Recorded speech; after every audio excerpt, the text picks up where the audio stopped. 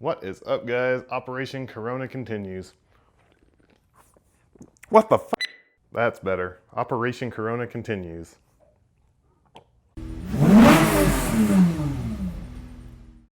Alright guys, so I am past the point of no return. I finally had to commit because I keep driving around in my pickup truck and I keep seeing sweet little, every kind of rice rocket. Little Miatas, little 240s and 300ZXs and everything. And I keep going, oh, I want to drive my car. So I have been so tempted to just bundle up all this wire and, just get it so it's not gonna catch on fire or burn any wires and leave me stranded.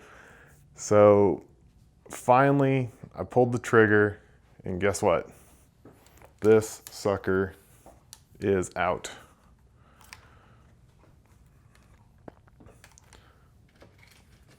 Ta-da.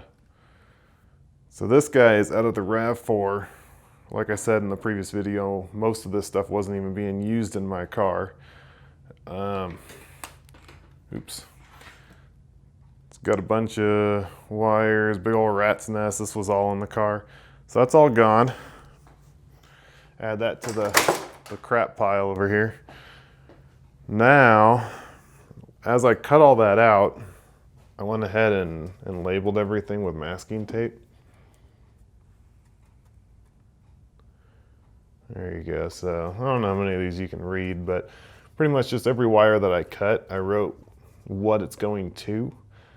So that's a terrible example. To the yellow splice in the fuse box. That's not going to get me very far. Oh, it's up here. But yeah, I think that was the reason I wrote that one was because I'm pretty sure that's for my fuel pump, and I'll be able to figure that one out. I'm not scared. Like this one, what do we got down here? Ignition 2 relay. So one thing about this too is especially with everything unbundled, if you will, it's kind of easy to trace them back. Like I can see it's going into here, which goes into the MR2. So I know for the most part what all these wires are doing. I thought about trying to straighten it all out and make it actually work. Whoa, I'm huge. As is, well, not work as is, but at least try to organize it so that anything that either needs to go to a fuse or a relay would be going through the firewall, going to the trunk. Down here where all that bundle of junk is. I started to do that with some of the loose wires. I went ahead and pulled them through over here. You can see all these guys. Oh, sorry, it's dark back here. There we go. Yeah, all those guys, pulled those through, but then a lot of them are still kind of in the bundle, and I'm just gonna make more of a mess if I continue on that route. So that's where I kind of said, okay, enough's enough. Let's try and figure out where we're gonna mount some components and get that going. So, crap, my battery's dying. This is kind of the idea I've got so far. This guy is a 120 amp fuse for the alternator. There's actually going to be a third one of these, so I'll have 12 fuses that I'm installing and then 5 relays. And that should be enough to replace the 2 relays over here. This right now is my circuit open. Man, it's dark. Circuit open and then fuel pump. So those will both go away. Did I get that wrong? Starter and circuit open. Fuel pump doesn't exist anymore. We bypassed that. Yeah, get rid of all that and then just have this.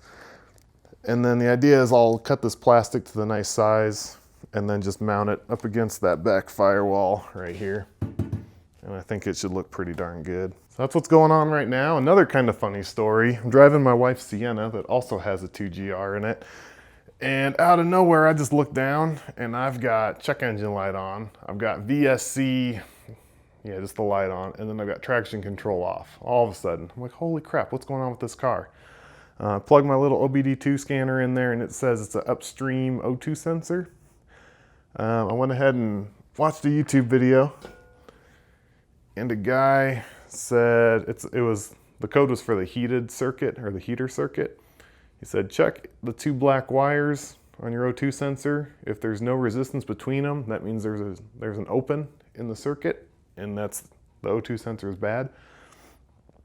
Check that, it was bad. And I hate aftermarket piece of junk parts from AutoZone these days, because ever since like 10 years ago, everything in the aftermarket is junk. So I didn't want to go and buy one of those.